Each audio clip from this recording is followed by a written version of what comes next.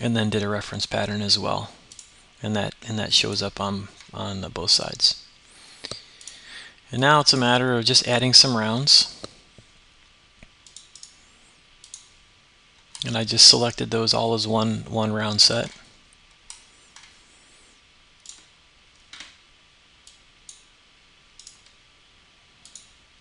Then the round sets on the top,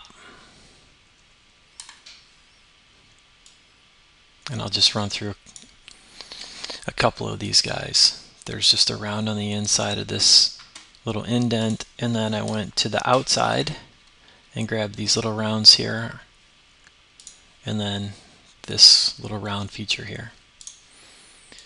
So now I've got a pattern of a pattern, and this is our little finger grippers. And so what I'll show you here is basically drove this little wedge shape on the sidewall. And I'll go to the sketch plane for you. And all I've done is I've used the edges inside the part to help create all of the offsets and intersections to the base wall. And I've aligned a point here. I want my indent to always be 0.71 visible, and a 10,000ths little nub that sticks out from the sidewall. And even though this is in reality an undercut on the mold, this part is so flexible that when they push this thing off the tool, these things basically just wipe through the tool, and it doesn't really do anything. It doesn't wipe them off. They're so tiny, and the sidewall flexes in. So essentially, I've driven it 45 degrees, and then what I did is I patterned that. You can see that I've patterned all of those little guys, and then I've patterned that pattern over to the other side. So we get our little finger grippers there.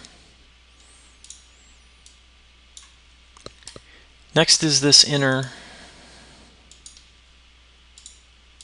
structure, and what I've done here is I've used a thin extrusion or protrusion, and I've sketched the outside, and when I say done, you'll see that I'm able to get that thickness, the 0.33, right inside the feature. I drove it through next, and then I just added a draft to it, which is a 1/2 degree. Added some rounds.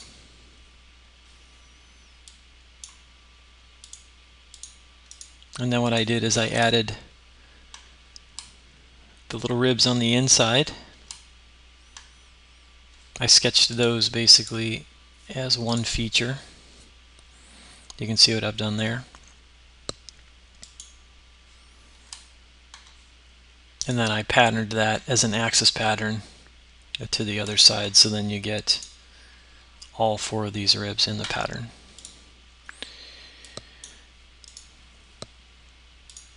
Then there was a little cut that went down on this structure, and what I've done here is I've added taper to that right inside the feature at 1 degree. Then we've got these little structure ribs. I'll turn the shading off so maybe it'll help.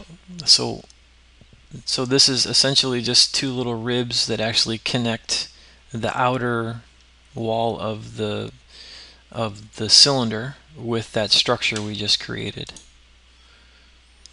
Turn the shading back on, and you can see those down inside there. It's just a simple protrusion. And then a couple finishing rounds right down inside here. And then of course the round on the outside of the rattle can. So that's my version of the rattle can top done in all solid features. And I hope it's been helpful. and I'll see you next time when I do the Rattle Can top more from a surface perspective. Take care.